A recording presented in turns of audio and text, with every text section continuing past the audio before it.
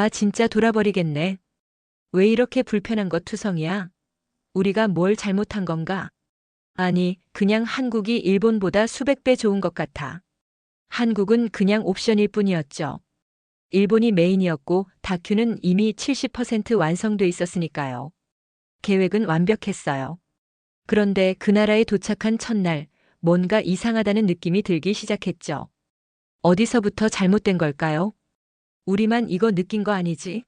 한국이 훨씬 앞서 있는 거 맞는 거지. 아니, 그냥 비교가 안 되는 거 아니야, 이거? 우린 결국 도망치듯 그 나라를 떠났어요. 그리고 도착한 또 다른 곳. 불안했죠. 정보도 없고 기대도 없었으니까요. 그런데 도착 10분 만에 우리 셋 다 입을 다물지 못했습니다. 그리고 단 3일. 한국에 발 디딘 지 3일 만에 우린 다큐멘터리를 전면 폐기했습니다. 카메라를 껐고 대본을 찢었고 일정을 바꿨고 우리 안의 기준이 완전히 송두리째 무너졌습니다. 왜냐고요? 여기선 도시보다 사람이, 질서보다 배려가, 정보보다 경험이 100배 더 강하게 다가왔으니까요. 그 모든 게 한국이었습니다. 그날 이후 우리의 다큐멘터리는 기록이 아니라 기억을 담기 시작했어요. 그리고 그 기억은 단 하나의 나라에만 집중되었죠. 바로 한국입니다. 우리는 일본을 찍으러 왔지만 돌아갈 때쯤엔 한국을 잊지 못하고 있었습니다. 도대체 무엇이 우리를 그렇게 만든 걸까요? 일본에서는 무슨 일이 있었던 걸까요? 지금 그 충격적인 사연 속으로 들어가 보겠습니다. 그 전에 구독과 좋아요는 감동 무비의 영상 제작에 아주 큰 힘이 됩니다. 제가 목격한 것은 정말 믿기 어려웠어요. 마리, 이게 진짜야? 친구 마리와 저는 그 순간 서로를 바라보며 말을 잃었습니다. 우리가 3주 동안 경험한 것과 단 일주일 만에 뒤바뀐 모든 것들. 같은 아시아라고 불리는 두 나라였지만 그 온도차는 100배가 넘었거든요. 전 세계가 주목하는 그 나라에서 우리가 마주한 건 과연 무엇이었을까요? 왜 우리는 계획을 완전히 뒤바꿔야 했을까요? 그리고 왜 저는 지금 이 영상을 만들고 있는 걸까요? 지금부터 들려드릴 이야기는 여러분의 아시아에 대한 모든 인식을 송두리째 바꿔놓을 겁니다. 저는 엘리사 워너입니다. 베를린에서 활동하는 다큐멘터리 감독이죠.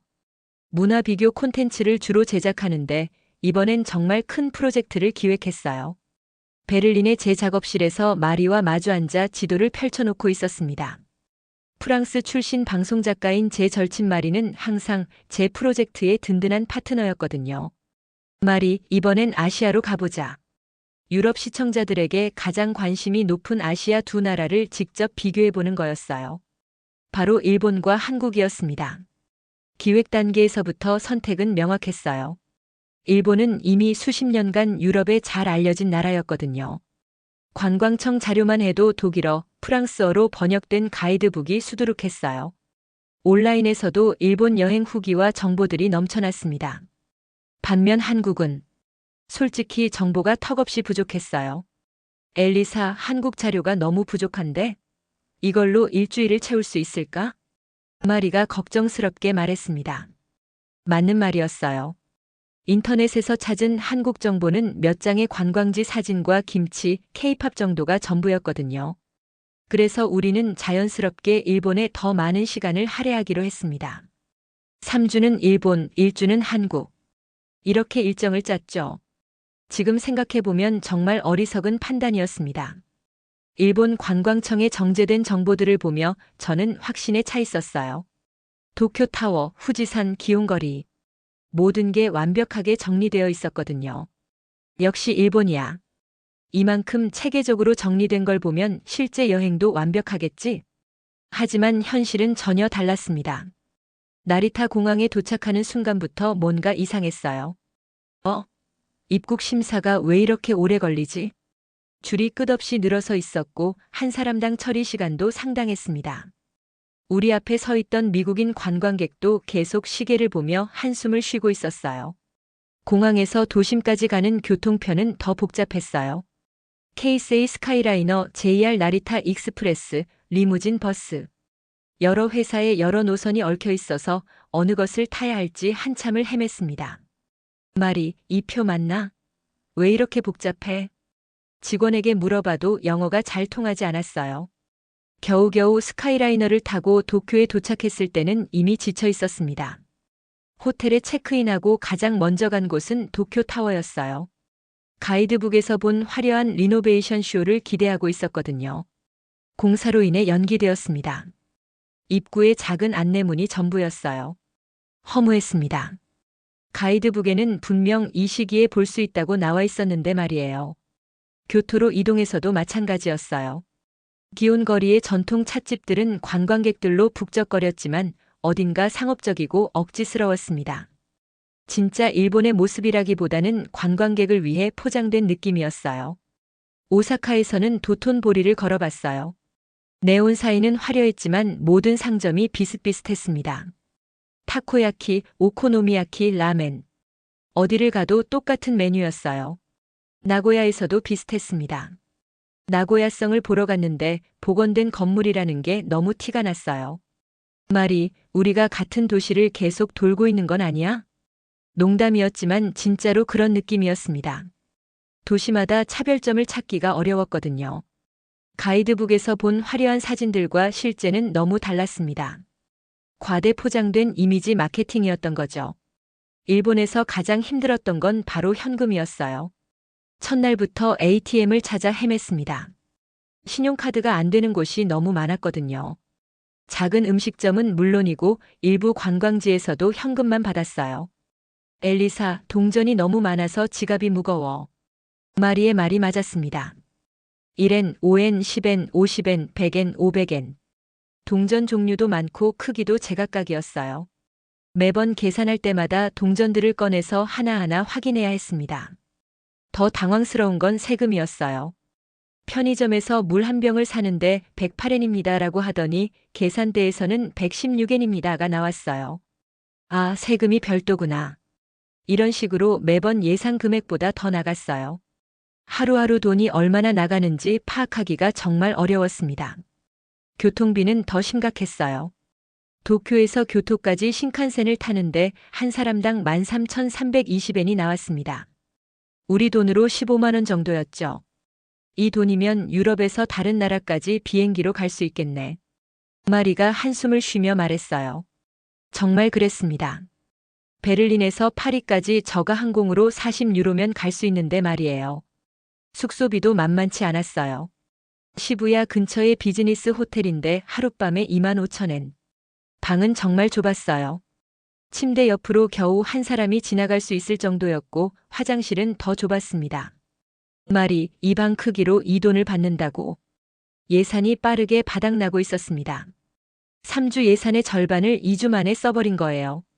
일본 여행 2주째 저는 심각한 고민에 빠져 있었어요. 매일 아침 일어나서 오늘은 뭘 하지? 라고 생각하는데 어제와 크게 다르지 않을 것 같았거든요. 비슷한 풍경, 비슷한 경험의 반복이었어요. 전통과 현대의 조화라고 하지만 어딘가 어색하고 억지스러웠습니다. 아사쿠사에서 본 전통 건물들도 관광객을 위해 만들어진 세트장 같았어요. 서비스도 형식적이었어요.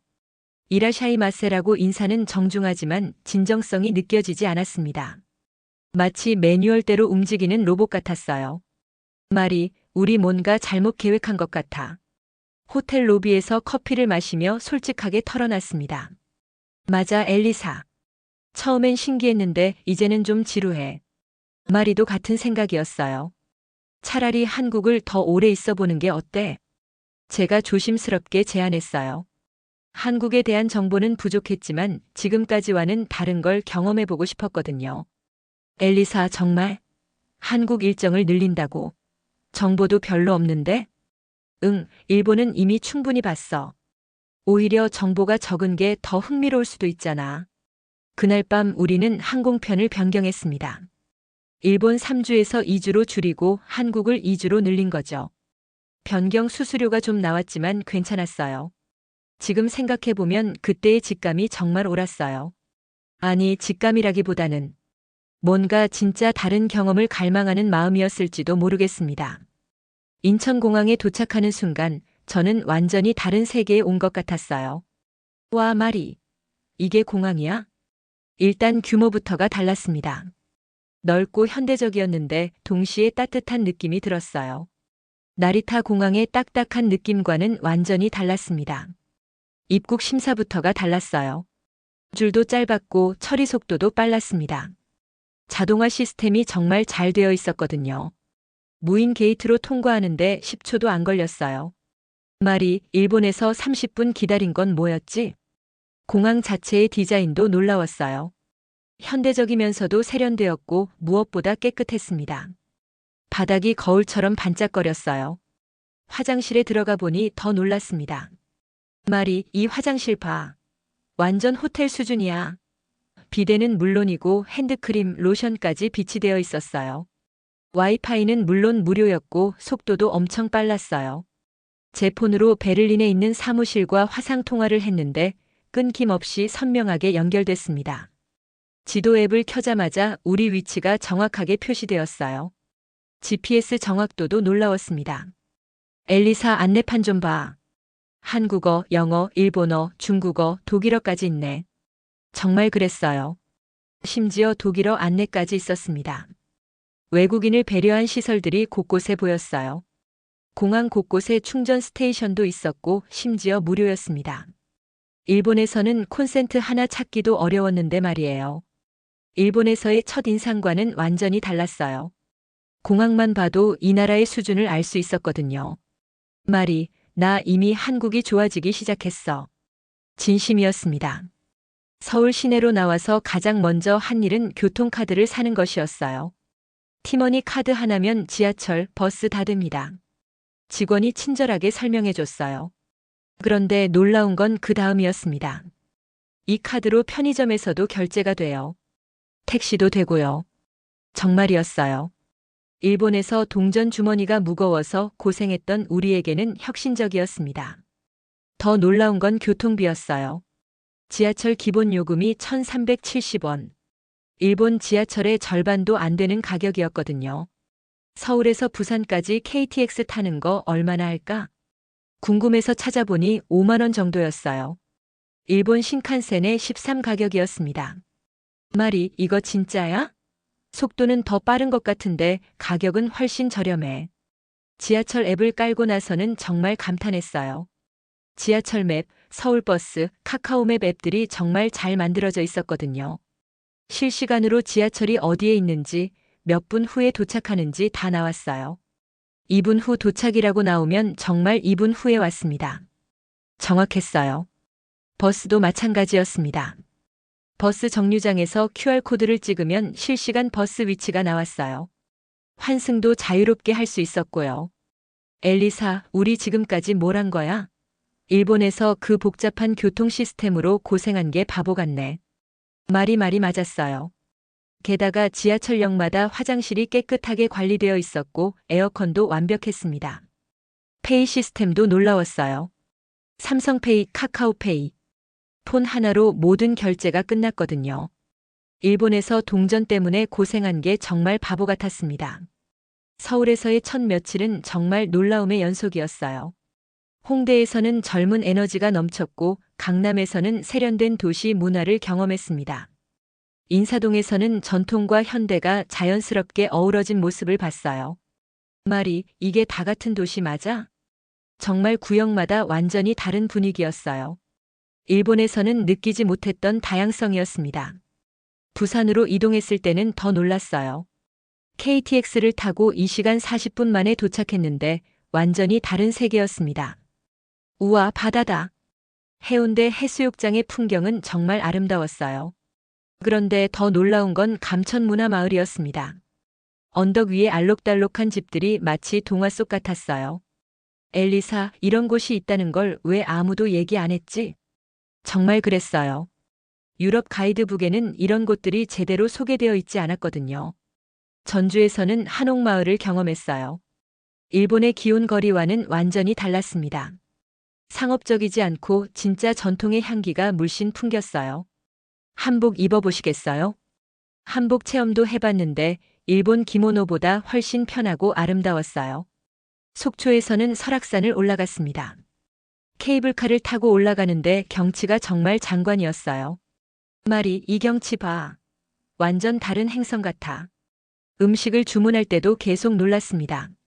맵기 조절 가능하고요. 면 추가도 무료고 김치는 셀프입니다. 이런 식으로 커스터마이징이 자유로웠어요. 일본에서는 정해진 메뉴 그대로만 나왔는데 말이죠. 부산의 한갈비탕집에서는 이런 일도 있었어요.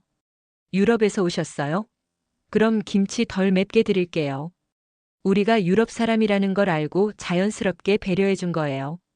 일본에서는 이런 개인 맞춤 서비스를 받아본 적이 없었거든요. 카페에서도 아메리카노 연하게, 시럽 적게 이렇게 주문하면 다 들어줬어요. 손님 취향에 맞춰 드릴게요. 이런 서비스 마인드가 정말 인상적이었습니다. 한국에서의 2주가 끝나갈 때쯤 저는 정말 아쉬웠어요. 그 말이 우리 한국에 더 있어야 했어. 매일매일이 새로웠거든요. 일본에서는 3일째부터 지겨웠는데 한국에서는 2주가 끝나도록 계속 새로운 것들을 발견했어요. 카메라 메모리를 확인해 보니 더 놀라웠습니다. 한국에서 찍은 사진과 영상이 일본보다 2배 이상 많았어요. 그만큼 기록하고 싶은 순간들이 많았던 거죠. 엘리사, 이번 다큐는 완전히 방향을 바꿔야겠네. 마리의 말이 맞았습니다. 원래는 일본과 한국의 비교였는데 이제는 한국을 유럽 사람들에게 제대로 알리는 콘텐츠로 바뀐 거예요. 베를린으로 돌아온 후 편집실에서 영상들을 정리하며 확신했어요. 도시는 사람을 담는다. 이게 제가 이번 여행에서 얻은 가장 큰 깨달음이었어요. 일본은 규칙을 담았다면 한국은 사람을 담았던 거죠. 일본에서는 모든 게 정해진 틀 안에서 움직였어요. 정시에 출발하고 정해진 메뉴를 팔고 정해진 서비스를 제공했습니다. 효율적이긴 했지만 차갑게 느껴졌어요. 하지만 한국에서는 사람을 먼저 생각하는 게 느껴졌습니다. 이분은 매운 걸 못 드실 것 같은데 하면서 자연스럽게 배려해주고 길 모르시면 같이 가드릴게요 하면서 친절을 베풀어줬어요. 기술도 마찬가지였어요. 일본의 기술은 정확하지만 딱딱했다면 한국의 기술은 사람이 편하도록 만들어진 거였어요. 나는 이제 아시아를 다룰 때 일본과 한국이 아닌 한국과 일본 순서로 이야기할 거야. 정말 그렇게 하고 싶었어요. 한국이 당연히 먼저 소개되어야 할 나라라고 생각했거든요. 여러분, 저처럼 한국에 대해 잘 모르셨던 분들이 많으실 텐데요. 이 영상이 여러분에게도 새로운 시각을 제공했기를 바랍니다. 일본은 기록으로 남았지만 한국은 기억으로 남았어요. 그 차이를 여러분도 느끼셨나요? 만약 이 이야기가 흥미로우셨다면 좋아요 버튼 꾹 눌러주시고 구독도 잊지 마세요. 앞으로도 이런 진솔한 여행 이야기들을 계속 들려드릴게요. 댓글로도 여러분의 생각을 들려주세요. 혹시 한국 여행 경험이 있으시다면 저와 비슷했는지 아니면 다른 경험을 하셨는지 정말 궁금해요. 다음 영상에서 또 만나요. 시청해주셔서 감사합니다. 이상 감동무비였습니다.